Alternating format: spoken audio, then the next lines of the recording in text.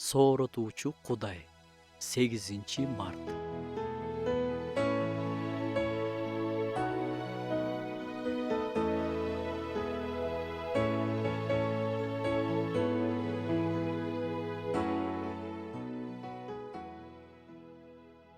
Жаркырап келип калган жаз мезгилинин майрамы бул 8 март.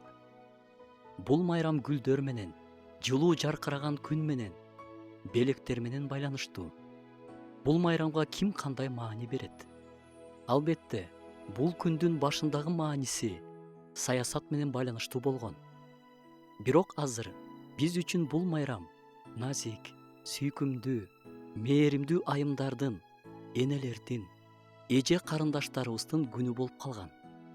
Ушул мүмкүнчүлүктөн колдонуп, биздин угармандарыбыздын арасындагы айымдарды майрамыңыздар менен куттуктап кетким келет. Майрамыңыздар менен жашооңуздарда жаздын күнүнө окшоп жарык күндөр көп болсун. Ар бир күнүңүздөрдө Теңирдин жетеги болсун. Кудайдын батасы жашооңуздарды баардык жагынан байытсын.